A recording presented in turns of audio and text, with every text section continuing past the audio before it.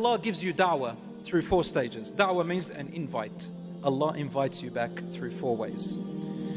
The first way is the easiest way, that is for everybody. Every single one of us in this room and around the world gets this first stage for free. The first stage that Allah goes through is He shows you and clarifies to you the guidance by exposing you to opportunities to listen or to read or send someone to you to remind you, such as the khutbah on a Friday. Everyone can sit down and listen to the khutbah. That's why we must not talk or engage with anybody during the khutbah on a Jumu'ah. Allah is guiding you. Just listen. Everybody can do that. You go on YouTube and you listen to a topic of your choice about Islam or Deen or fear of Allah. Everybody can do that. Who is the one that facilitated this for you? Humans invented it, but who is the one that gave them the intellect and for you the ears to listen? Allah. So Allah brings to you something like that. I've heard young people tell me, you know what, subhanAllah, today I was thinking about this. I opened up my phone and on YouTube, what's the first thing that came up? This. SubhanAllah, wallahi, this is a sign. Yes, it is a sign. It is a sign. Now, if that doesn't work for you and you continue to go astray, Allah then goes a little, He guides you through a little bit of a tougher approach. The second stage, He will nurture you through disciplining you. So first, you didn't take the reminder when you were comfortable. So then Allah nurtures you by disciplining you. Now I want you to think about discipline in relation to parents, someone who cares about you. If your mother or father discipline you, or you discipline your children, is it a good thing or a bad thing? Of course, with the correct way of disciplining, with care and compassion. You will appreciate that your parents disciplined you in order for you to be principled through care and love. Even sometimes it may be harsh for you, such as confiscating your phone or confiscating your whatever is distracting you. So Allah nurtures you through discipline. How? He will bring a problem into your life. He will bring what? A problem, a challenge into your life. And we all know that humans learn best through what? Through problems. Because once you get through that problem, you're going to feel amazing. You conquered that problem. So Allah gives you a problem. And that's how Allah subhanahu wa ta'ala dealt with all the prophets and messengers and the companions. So if you have a problem, know that Allah subhanahu wa ta'ala is guiding you. Take it in a good way. Now, that problem is going to be your medicine. And once you overcome it, inshallah, you're going to be much stronger and better. So Allah gives you a problem, a learning curve, a wake-up call. Somebody might get sick in your family.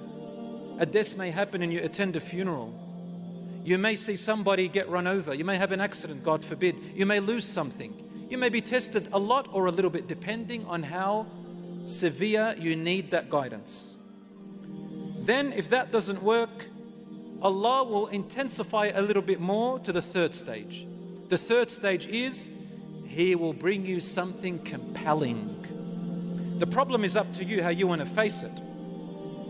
But when He brings you something compelling, it means it's something that you must face. You have no way to avoid it. You have to face it. It could be a court order. It could be a fine. It could be someone that's facing you and you have to deal with that. You can't run away from it. It could be anything like that. It could be a sickness, God forbid. Anything like that is compelling. A suffering and a minor punishment. Allah says, وَلَنُذِيقَنَّهُم مِّنَ الْعَذَابِ الْأَدْنَى دُونَ الْعَذَابِ الْأَكْبَرِ لَعَلَّهُمْ يَرْجِعُونَ. Allah says, and we shall surely let them taste a little bit of punishment or a little bit of hardships in this world. And Allah calls it adna, which means the lower test, before the bigger test, the bigger punishment comes. Why? Allah says, لَعَلَّهُمْ يَرْجِعُونَ, in the hope that they will return. So why are little punishments happening to you in this world? In the hope that you may what?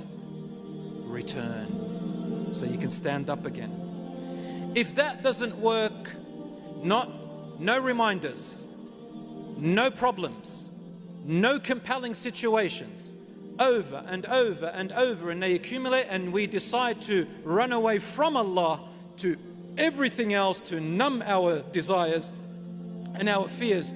Drugs, alcohol, crime, God forbid, haram images, haram relationships. After all these three stages, if nothing works and the reminders come again and again, then the catastrophe happens. And I'm going to finish it with this.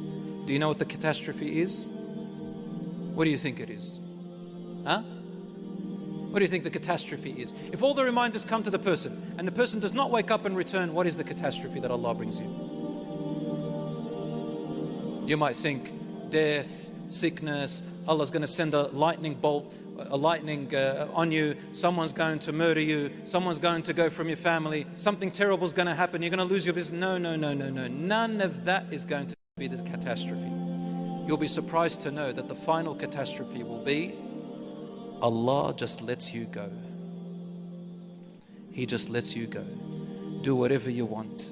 Make as much money as you want. Fulfill your every piece of desire that you ever wanted. So Allah lets you go to the dunya, to your desires, to everything. We do not want to reach that stage, because that means that Allah is no longer with us. He has abandoned us because we abandoned Him. And the only thing we'll receive is a temporary, ugly world, and even the world will turn against you. As for the hereafter, there will be nothing left. And that's why Allah says, وَلَا تَكُونُوا كَالَّذِينَ نَسُوا اللَّهَ فَأَنسَاهُمْ أَنفُسَهُمْ أُولَٰئِكَ هُمُ الْفَاسِقُونَ. Do not be like those who forgot Allah, so Allah made them forget who they are. These are truly the ones who are corrupt. But rather, we want to be among those whom Allah subhanahu wa ta'ala loves, and we love Him, and inshallah we get the best of both worlds here and in the hereafter, inshallah.